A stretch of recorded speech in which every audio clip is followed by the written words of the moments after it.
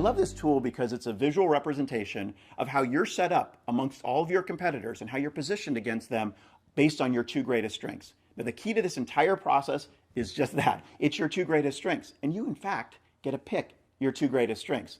So what this does is it kind of takes it into the realm of a marketing tool. Now, everybody knows it's kind of a marketing tool. That's okay, because you get the opportunity to kind of manipulate it to show yourself in the best light, which is terrific. Now, I want to warn you, you absolutely want to make sure that the competitive or the strengths that you have are relevant. They have to be realistic and relevant. It's very important. Now, how do investors look at this tool? They love it. They love it because it's graphical. And essentially, investors have the attention span of a 3-year-old child. And I've watched them. They flip through the business plan, and all of a sudden they hit the competitive matrix, and they stop and they start to analyze it because they're looking for a couple of things. One is they're looking for differentiation. They're looking to see, what two strengths did you pick? And hopefully they're your two strongest strengths that really create a differentiation for you. Number one. Number two, it's quick and easy. They love to be able to see the entire landscape, your competitive landscape, all in one page, if you will, and they can start to compare and contrast a bit against who you have in your competitive landscape. So it really does help hone your entire competitive business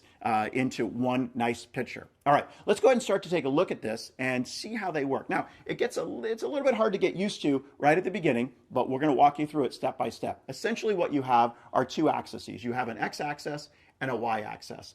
And what that allows you to do is represent your two greatest strengths based on those axes, right? All right, so we're going to have an x strength and a y strength. Now, it's important as far as what direction they go in. Directionally, you want to always go from lower to higher, from bad to good, from negative to positive, right? So, and it's important because we have to get you up in this area here on the screen. All right, so let's go through and let's take a look at each one of these areas and see what they represent. This area down here is actually where those are where the bad competitors go. Those are the competitors that are not so good. It's kind of the lower area of your quadrant, right? So you might make sure you're never there, okay?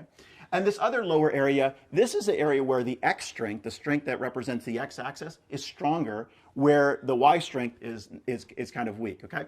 And so that's also not the greatest area in the world. This gets a little bit better, so your stronger competitors will go up here. Your X strength is a little bit weaker, and your Y strength is stronger in this particular area.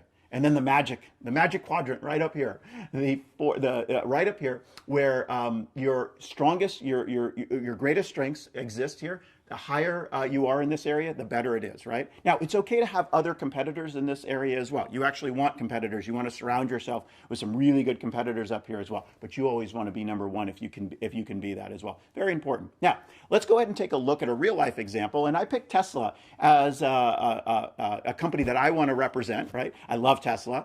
And so we're going to take a look at a competitive matrix for the electric car industry, right? So what's Tesla good at? First, they have the longest battery life in the industry, so they're going to really want to promote that, right, in their competitive matrix. And two, they're really prestigious. They have luxury cars, so we also want to take that as a key strength and promote that as well. So I picked their two key strengths. Now, let's see how they plot against all the other competitors in this space. And again, what you see, Tesla up and to the right, okay, brilliant. Now they're surrounded by some really important competitors here that are strong, but they are the best because they have the longest battery life in the industry, and really they are the most prestigious car. And so if I was doing a competitive matrix for Tesla, this is exactly how I would do it. Now, we're going to go ahead and walk you through this entire process in just a moment.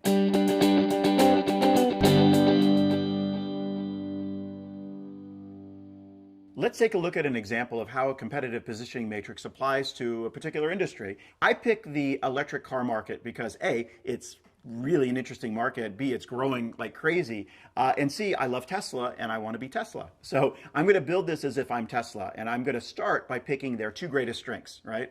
And the first strength is, well, they're a luxury car, prestige-oriented car, so I'm going to pick that as one of my strengths versus economy car.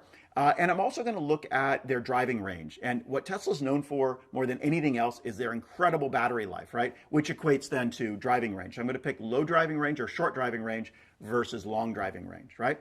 All right, so as I start to build this, I want to go ahead and take my x-axis, and I'm going to put my economy versus luxury on my x-axis.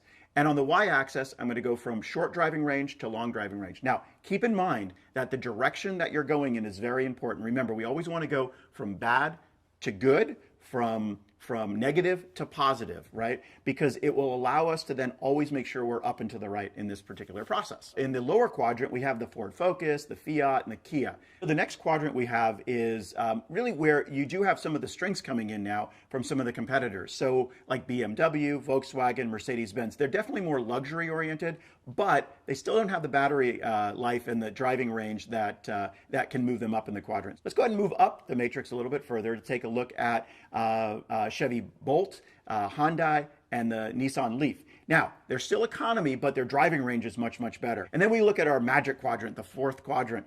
And in this area, we have Volvo and Tesla, of course, us. So Volvo's an absolute important competitor. Anybody looking at this matrix would say, oh, Volvo, that's a very well established brand and certainly something to be associated with. But Tesla, of course, having the longest driving range and the most prestigious car, puts them up and to the right. So what this does is it kind of takes it into the realm of a marketing tool. Now, everybody knows it's kind of a marketing tool. That's okay, because you get the opportunity to kind of manipulate it to show yourself in the best light, which is terrific. I really hope you found this video valuable. Now, the best conversations start with you, so make sure that you leave a comment, a question, or maybe a takeaway that you got from watching this video. And you're not only gonna help yourself, but other entrepreneurs as well.